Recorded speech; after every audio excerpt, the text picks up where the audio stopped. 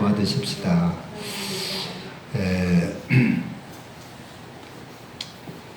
우리가 범사가 잘 되려면 영혼이 잘 되어야 된다 그랬어요. 영혼이 요한 3서 1장에 영혼이 잘 됨같이 범사가 잘 되고 강건하기를 원한다. 그래서 우리는 영혼이 잘 되는 것이 복 중에 복인 줄로 믿습니다. 우리는 예수 믿는 사람은 참 최고의 복을 받은 사람인 줄로 믿으시기를 바랍니다. 우리는 어떤 경우와 같으냐면 지금 이렇게 고아원, 부모 다 잃고 의지할 것도 없고 버려진 그 고아원, 그 많은 고아원들 중에 왕 되신 분이 거기에 나오셔서 이렇게 딱 선택을 해서 자녀 삼은 분들이 우리인 줄로 믿습니다. 바로 옆에 사람도 택함을 받지 못하고 그 많은 사람 중에 내가 택함을 받았어요. 실제적인 것입니다. 하늘 왕 중에 왕, 하나님 앞에 하나님의 자녀로 이렇게 택함을 받은 거예요. 택함을 받은 거 얼마나 축복된 일입니까? 복 중에 복이고 최고의 복인 줄로 믿습니다. 어거지로 되지를 않아요. 그러니까 안 믿는 사람, 한 가족 중에도 부부 중에도 어떤 사람은 아내는 열심히 성실하게 예수를 믿는데 남편은 아무리 전도해도 되지를 않아요. 그게 얼마나 안타깝습니까? 복이 없어서 그렇다고 말할 수밖에 없어요. 복이 없어서 그럴 수밖에. 또 교회에 와서 하나님의 말씀도 듣고 은혜도 체험하고 그랬다가 어떤 시험이나 들고 해가지고 믿음에 실패하는 사람, 그 사람은 진짜 더 복이 없는 사람일 것 같아요. 우리는 최고의 예수를 잘 믿는 것은, 우리가 진실로 신앙인이 된다고 하는 것은 가장 복을 받은 사람으로 우리가 믿어야 되는 것입니다. 그렇게 자신을 인정해야 되는 것입니다. 우리가 영혼이 잘 되어야 범사가 잘 되는데, 그전에는 제가 영혼이 잘 된다는 것은 그냥 교회 열심히 다니고 주일 성수나 잘 빼먹지 않고 하고 뭐 교회에 열심히 충성하고 하는 것이 영혼이 잘 되는 길인 줄 알았어요. 그러면 범사도 다 잘 되는 줄 알았어요. 그런데 이거 오래 이렇게 신앙생활을 하고 말씀을 전하고 하다 보니까 영혼이 잘 되는 것은 그게 아니에요. 그게 영혼이 잘 되는 길이 아니라 우리의 영혼이 잘 되는 길은 우리의 심령이 예수를 닮는 것이 영혼이 잘 되는 것인 줄로 믿습니다. 그래서 영혼 중에 가장 거룩하고 복된 영혼은 예수 그리스도의 영입니다. 그래서 그리스도의 영이 없는 사람은 그리스도의 사람이 아니라 그랬어요. 아무리 사람 보기에는 열심히 신앙생활 하는 것 같고 그분이 뭐 장로님이 되고 권사님이 되다 할지라도 그 영혼이, 속에 있는 그 영혼이 그리스도를 받지 않았다면, 그리스도를 닮지 않았다면 그는 영혼이 잘된 사람은 아닌 것입니다. 그래서 영혼이 잘못돼서 어려운 일을 당하는 사람들도 신앙생활하면서 우리는 많이 봅니다. 그것은 그 어려움이 하나님께서 연단하기 위하여서 주는 그런 어려움도 있지만은 우리 영혼이 잘못돼서 깨달으라고 주시는 그런 고난도 많이 있는 것입니다. 오늘 이제 마태복음 14장에 그 전반부에 지난주에는 그 오병이어요. 보리떡 5개 물고기 2마리로 5,000명을 먹인 그 오병이어의 기적의 말씀을 증거를 했어요. 그리고 오늘은 이제 예수님이 바다 그 풍랑을 밟고 풍랑에서 이렇게 풍랑과 싸우는 제자들에게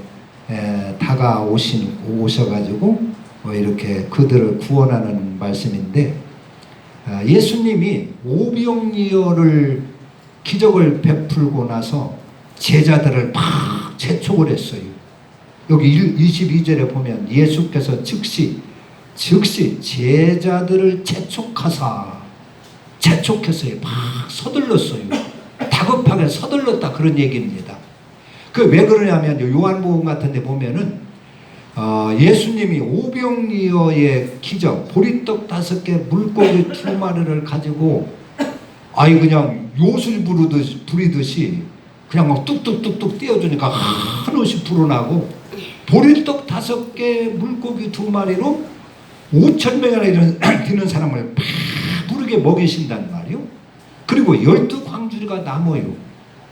그러니까 거기 모였던 사람들이 웅성웅성 하더니 말이죠. 막 예수님을 왕을 삼으려고 하는 거예요. 왕을. 어거지로 예수님이 이제 저 분위기를 보면은 예수님이 많이 거절한 것 같아요. 사양을 이러지들 말라고, 너희들 이러지 말라고 하는데도 보면은 억지로 그냥 막 예수님이 왕 되셔야 된다 그러는 거예요.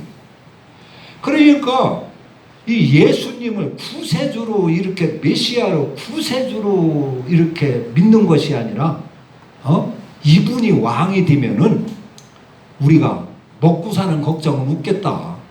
뭐 돈 벌라고 애쓸 필요도 없고, 이분만 따라다니고 이분만 왕으로 세워놓으면 국민 경제는 걱정할 것이 없겠다. 보리떡 5개 가지고 5,000명을 배부르게 먹이는 분이신데 뭐 걱정할 것이 있느냐. 이분을 왕으로 세우면 우리 먹고 살 것은 걱정 없겠다 해가지고 왕으로 막 세우려고 하는 거예요. 그러니까 예수님이 이러지들 말하고 했는데도 말을 듣지를 않는 거예요. 예수님이 왕 되어야 되나. 그리고 제자들은 또 한창 거기서 보고 좋아하는 거예요. 얼굴들 보니까 말이에요. 싱글싱글 하면서요. 아주 기분 좋아하는 거예요. 왜냐하면 이 예수님의 제자들도 이때까지 예수님을 진짜 메시아로 그렇게 알지를 못했어요. 예수님 메시아라고 하는 분이 오면 세상에 왕이 되면 나도 좀 한 자리 해보겠지 하는 출세하는 기대감을 가지고 예수님을 지금까지 따르고 있었던 거예요. 그래서 다른 곳에 보면은 그 세베대의 아들 야고보하고 요한의 어머니는 예수님께 사리청탁까지 해요. 주의 나라가 이루어질 때 우리 아들 둘인데 하나는 좀 주님의 우편에 앉게 해주시고 하나는 좌편에 좀 앉게 해주세요. 자리청탁을 해요. 예수님이 왕이 될 줄 알고. 그러니까 다 예수님이 이 세상에 왕으로 오신 줄 아는 거예요. 그러니까 그 소리를 듣고 다른 제자들도 울근불근하고 아주 분해하는 거예요. 지들만 사람이니까 지들이 좋은 자를 다 찾아오면 우리는 그럼 뭐냐고 말이에요. 그래서 서로 누구 높은 자리, 누가 크냐 이렇게 자리 다툼을 하는 거예요. 그리고 여기서 이제 막 사람들이 예수님을 억지로 왕을 삼으려고 하고 말려도 안 되니까 예수님은 얼른 재촉해서 제자들을 바다 건너로 보내는 거예요. 너희들 얼른 여기서 머뭇거리지 말고 이 사람과 부안해도 하지 말고 얼른 배 타고 저 바다 건너로 가라고. 그리고 예수님은 나무셔서 거기 있는 무리들을 타일러가지고 다 흩어보내시면서 그리고 제자들은 건너편으로 보내고 예수님은 제자들을 다 보내고 사람들을 다 보낸 후에 기도하러 산으로 올라갔습니다. 23절에 보면 무리를 보내신 후에 기도하러 따로 산에 올라가시니라 그랬어요. 그러니까 여기서 지금 큰 위기의식을 느낀 거예요. 예수님이. 이 제자들이 거기서 그 군중들과 합세해가지고 예수님을 왕으로 추대하는데 주동자 역할을 하고 아마 그렇게 사태가 돌아갔으면 어떻게 될 것 같습니까? 그럼 로마 정부는 어떻게 나올 것이며 어떻게 들품받느냐 하는 거예요. 그것이 그 사태가 거기서 진압을 하지 아니하고 내버려 놔두면 어떻게 들품받느냐 하는 것입니다. 그것을 예수님은 큰 위기의식을 느껴가지고 사람들을 막 흩어보내고 제자들을 막 재촉해서 내보낸 것입니다. 보통 사람 같으면 야 이거 기회가 참 좋은 기회다. 그러지 않아도 권세를 잡고 싶었는데 이거 참 좋은 기회다 해가지고 거기서 아주 으쓱 해가지고 이렇게 왕이 되어보겠다고 출세를 해보겠다고 이렇게 나서겠지만은 그것은 영적으로 보면은 큰 위기인 것입니다. 세상에 무슨 권세욕이나 물질욕에 유혹당한다고 하는 것은 영혼의 큰 아주 질병이 되는 것입니다. 영혼의 큰 아주 병이 되는 것이요. 병이 되는. 거기에 그 전염이 되면은 그런 권세욕이나 세상 출세욕이나 이런 욕망에 사로잡히면 영혼이 잘 되기가 어렵습니다. 영혼이 잘 되기가 어려운 거예요. 그게 참 위기라는 말이에요. 그래서 뭐 위기가 막 원수가 막 돌질을 하고 나를 핍박하고 허물어 뜨려고 막 공격을 하고 그런 때도 위기는 위기겠지만은 사람들이 나를 잘 받들고 칭찬하고 존경하고 막 높이고 그럴 때도 아주 위험한 때다 하는 것입니다. 할렐루야. 그럴 때 우리 영혼이 병들기가 쉽다 그 말이에요. 오만해지기 쉽고 교만해지기 쉽고 자만에 빠지기 쉽고 그렇다는 것입니다. 그래서 예수님은 여기서 위기의식을 느껴가지고 제자들을 막 흩어보냈어요. 우리는 어려울 때도 정신을 차려야 되지만은 내가 잘 될 때, 평안할 때 아무 걱정이 없을 때도 항시 정신을 차리라 했습니다. 할렐루야. 그래서 제자들을 내보내고 예수님은 그 문제를 수습하고 그 제자들이 혹시 거기에 세상 그 출세욕에 물들이질 않았는가, 바람이 그 영혼에 바람이 들어가질 않았는가 염려가 돼서 혼자 남았어서 하나님 앞에 밤새도록 기도를 하셨어요. 무슨 기도를 하셨겠어요? 하나님, 이 제자들 귀하게 이렇게 한 명, 두 명 이렇게 선택해서 뽑았는데 이들 세상 유혹에 빠지지 않게 해주세요. 세상 그 미혹에 빠지지 않게 해주세요. 세상 악한 생각에 빠지지 않게 해주세요. 시험에 빠지지 않게 해주세요. 그거 기도하셨을 것입니다. 밤새도록. 그리고 자신도 주님 자신도 기도를 했겠지요. 예수님께서 우리에게 가르쳐 주신 그 주기도문 가운데 뭐요? 우리에게 간곡히 당부하는 것이 악에 빠지지 않게, 시험에 들지 않게 하옵소서. 악한 시험에 빠지지 않도록 악에서 구하여 주옵소서라고 기도하라고 가르쳐 주셨지요. 예수님이 여기서 그런 기도를 하셨을 줄 압니다. 그래서 제자들을 위해서 밤새도록 기도하는데 바람이 일어가지고 제자들은 바다에 가서 거스르면서 아주 파도로 아주 고생을 하고 있는 거예요. 고생을 하고 있는 거예요. 주님은 그걸 다 아셨지요. 막 바람이 막 태풍 같은 바람이 부르니까 기도하시면서 이 제자들이 파도에서 바다에서 어려움을 당하겠구나 생각을 하신 것이죠. 그래가지고 밤 4경 25절에 보면 밤 4경에 예수께서 바다 위로 걸어서 제자들에게 오시니, 그래서 밤 4경. 그러니까 저녁을 먹고 제자들은 배를 타고 보냈어요. 그러면 저녁 먹을 때는 보통 얼마입니까? 언제입니까? 몇 시입니까? 한 6시나 뭐 7시 이때 저녁 먹지요? 그러면은 밤 4경이면은 한 3시부터 6시 사이입니다. 그러니까 한 10시간을 바다에서 파도와 제자들이 싸운 거예요. 고생을 한 거예요. 그때 예수님께서 기도를 충분히 하시다가 제자들이 고생스러운 것 같아서 그 파도를 타고, 파도가 막 풍랑이 일어서 파도가 아주 이런 그 바다 위를 걸어서 제자들에게 다가옵니다. 제자들이 신기한 것은, 이때 신기한 것은 바람이 불고 또 그 벳세다 광야에서는 사람들이 예수님을 막 추대를 하려고 했고, 아마 자기들이 예수님이 왕이 되면 출세를 할 수가 있게 됐고, 아유 좋은 기회인데 예수님이 떠나라고 하니까 마지 못해서 가는 것이라 그러는 거야. 맡기지도 않는데 가는 거라는 말이에요. 그런데 이 제자들이 막 파도가 일고 바람이 불고 오니까 아이고 이거 위험하니까 좀 내일 가자 해가지고 돌아온 게 아니에요. 얼마든지 그렇게 돌아설 수도 있는데 돌아서지 않고 밤새도록 그 파도와 싸우면서 예수님 말씀에 순종하여 바다를 노를 젓고 있었던 것입니다. 그때 예수님이 다가오셨어요. 예수님의 말씀에 순종해서 내키지 않는 길이지만 예수님이 말씀이시기에 분부하신 것이기에 순종하기 위하여 그렇게 파도와 싸우면서 막 몸부림을 치고 있을 때 그때 예수님이 찾아오신 것입니다. 그러니까 얼마나 그게 기쁘겠어요. 그러나 파도가 일고 바로 비는 왔는지 모르지만은 파도가 일고 그러니까 밤이 컴컴하고 그러니까 바다 위로 예수님이 오는데 걸어오시는데 유령인 줄 알았어요.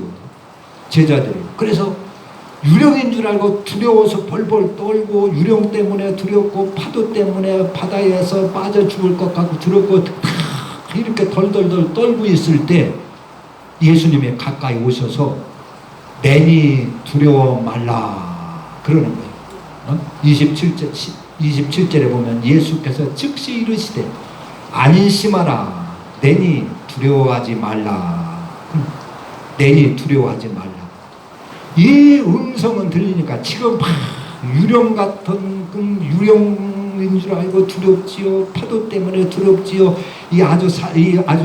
이 제자들이 다 두려움에 벌벌 떨고 있을 때 예수님께서 내니 두려워하지 말라 이렇게 음성이 들리니까 제자들 중에요 베드로가 아주 그냥 천군 만마나 얻은 것처럼 엄마를 잃어버렸다 찾은 애기처럼 아주 그 믿음이 담대해졌어요. 믿음이 담대해지고 아주 그 생기가 돌고 힘이 생겨서 베드로가 그럽니다. 주여 주님이시거든 만일 주님이시거든 나를 명하사 무리로 오라 하소서. 지금 파도에 빠져 죽을까봐 덜덜덜덜 떨고 있다가 주님께서 내니 두려워하지 말라 하니까 베드로가 주님이시거든 만일 주님이시거든 나를 바다 위로 걸어오라고 명하소서 하는 거예요. 바다에 빠져 죽을 거다 덜덜 떨다가 바다 위로 뛰어들겠다는 것이요. 이게 얼마 상황이 싹 달라지지요?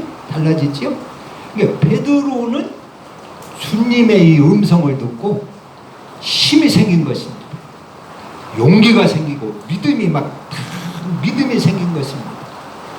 베드로 이 주님의 음성을 제대로 듣는다면 이런 용기가 생기는 줄로 믿습니다.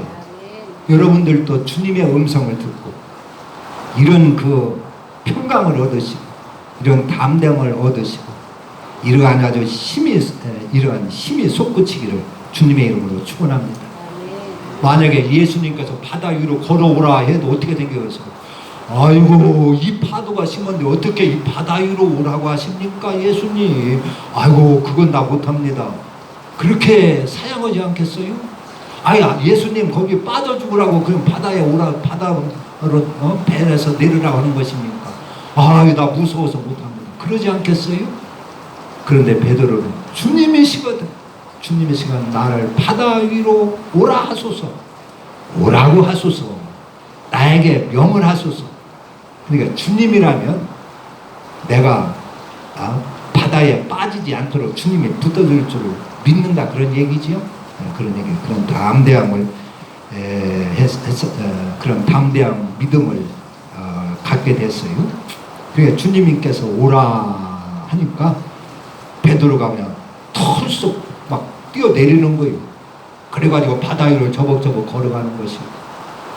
그러다가 가다가 바람을 보고 파도를 보고 무섭기 시작하는 거예요.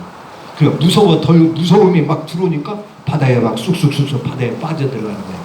그러니까 주여 나를 살려주세요 하니까 예수님이 얼른 오셔서 손을 잡으며 믿음이 작은 자야 왜 의심하였느냐. 그러니까 빠진 그 원인은, 그 바다에 빠져들어간 원인은 의심했기 때문에 그런 것이, 주님의 능력이 없어서 그런 것이 아니라 베드로가 의심 안 할 때는 바다 위를 막 걷다가 의심하니까 이렇게 바다에 빠져들어가는 것이. 그래서 주님께서 믿음이 작은 자야 왜 의심하였느냐 하고 그와 함께 그의 손을 잡고 배에 오르니까 바람도 그치고 배는 또 순적하게 가버나움에 도착을 했다 하는 것입니다. 여기서 우리가 여러 가지 교훈을 얻겠지만은 왜 제자들한테 이렇게 풍랑을 만나게 했을까? 그 날도 저물었는데 하룻밤을 편안하게 그 전날도 그 사람들 봉사하고 떡 나누어주고 봉사하느라고 피곤하고 날도 저물었는데 좀 거기서 편안하게 쉬게 하시지, 왜 그 바람 불고 풍랑이 심한 그 밤에 예수님을 배를 타고, 제자들을 배를 타고 바다로 내몰았느냐는 것입니다. 풍랑을 만나게 하셨느냐는 것입니다. 그것은 그 세상의 욕망, 세상의 그 영광을, 세상적인 그 영광을 누리려고 하다가는 세상의 그 영광에 미혹되는 것은 바다에서 풍랑을 만나는 것보다 더 위험한 일이다 하는 것입니다. 영적으로. 그러니까 세상의 영광에 그 미혹당하는 것은 바다에서, 밤중에 바다에서 파도를 만나고 풍랑을 만나는 것보다도 더 영적으로 위험한 일이다 하는 것입니다. 그래서 바다가 바람이 불고 파도가 심하지만서도 여기 있는 것보다는 차라리 바다에 가는 것이 너희들에게 더 영적으로는 안전하겠다 하는 것입니다. 그런 교훈을 우리가 얻는 것입니다. 그러니까 우리가 이 세상에서 어떤 분은 이 말씀을 가지고 무슨 성공하는 그런 그 교재로 이용들을 해요. 베드로가 이렇게 바다 위를 걷는 모험을 한 것처럼 우리는 성공을 하려면 모험을 해야 합니다. 모험을 해야 성공을 할 수가 있습니다. 모험을 하면 실패도 할 수가 있지만은 성공할 수가 있는 것입니다. 여기서는 예수님이 지금 성공하기 위해서 모험시키기 위해서 바다 위로 내모는 건 아니에요. 성공할 수 있는 기회, 그 기회를 오히려 박차버리고 제자들을 풍랑으로 내모는 것입니다. 그것은 영혼이 병들지 않게 하기 위해서, 세상의 영화에 유혹당하지 않고 미혹당하지 않게 위해서, 세상의 욕심에 미혹당하지 않고 세상의 그 유혹에 미혹당하지 않게 하기 위해서 그 풍랑 속으로 예수님을 몰았다고, 제자들을 몰아냈다고 하는 것을 오늘 알아야 됩니다.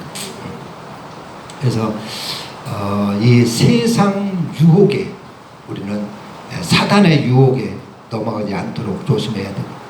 이 제자들이 예수님의 말씀에 막 순종하기 위하여 그 파도하고 막 싸우며 이렇게 갈 때 예수님이 찾아오셨어요. 그 바다 위를 걸어오셨어요. 그리고 배에 오르셨어요. 얼마나 예수님 만날 때 얼마나 기뻤을까요? 풍랑이 얼마나 안심이 되겠습니까? 안심이 되고 예수님이 기쁘고, 그래서 막 베드로는 주님이시거든 나를 바다 위로 명하소서. 그러니까 평안이 오고 기쁨이 오고 안심이 막 닫혀온 것입니다. 만약에 이 제자들이 풍랑을 핑계를 대고 어두운 밤이니까 이런 것을 핑계를 대고 해가지고 아이고 주님, 우리가 가려고 했는데 바람도 일어나고 또 밤은 디고 어둡고 해서 도무지 못 갈 것 같아서 우리가 돌아왔습니다 해가지고 가보나무로 돌아오다가 만약에 예수님을 만났더라면 어떻게 될 것 같아요? 예수님 만나는 것이 찝찝하고 미안하고 죄송스럽고 반갑지도 않을 것이에요. 예수님을 배에 모셔오고도 변명해야 할 거예요.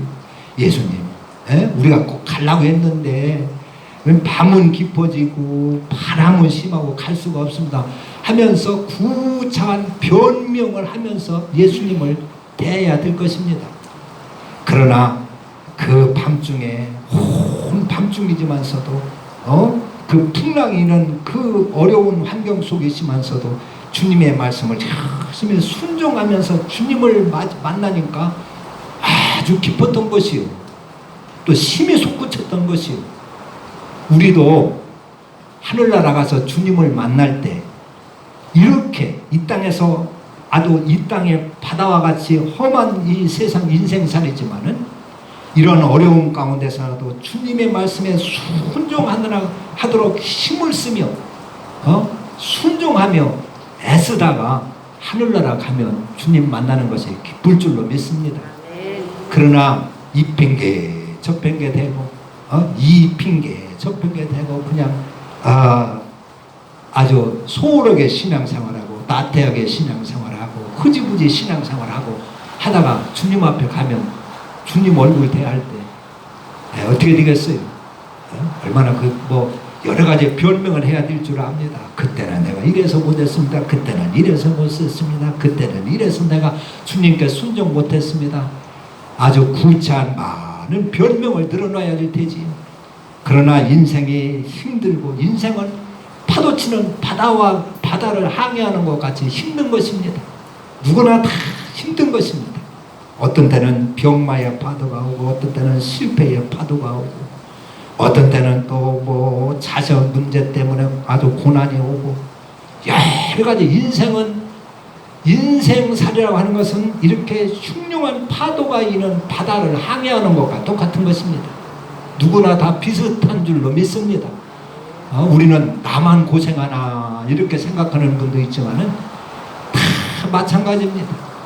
높은 자리에 있는 사람은 그 사람대로, 부유한 사람은 그 사람대로, 어려운 사람, 가난한 사람은 가난한 사람대로 다 우리는 풍랑과 한평생을 싸우며 사는 것입니다. 이러한 가운데서도 우리가 하나님을 섬기며 하나님의 말씀대로 신앙생활하며 막 애쓸 때 하나님은 우리를 긍휼히 여기시고 찾아와 주시고 풍랑 가운데 찾아와 주시고 우리를 인도해 주시는 줄로 믿습니다. 그러다 주님을 우리가 만나야 되는 것이에요. 그렇게 하면서 하늘나라 가서 주님을 배워야 되는 것입니다. 그럴 때 주님께서 너 수고했다. 너 고생 많이 했다. 그러면서 면류관도 씌워주고 위로도 하고 주님 만나는 것이 기쁘지 않겠어요? 그래서 우리가 힘든 인생이지만은 하나님 말씀대로 이렇게 파도와 싸우는 것처럼 그렇게 순종하면서 파도 속에 서서 순종하면서 이렇게 열심히 충성을 하다가 하늘나라 가고 주님을 배워야 될 줄로 믿습니다.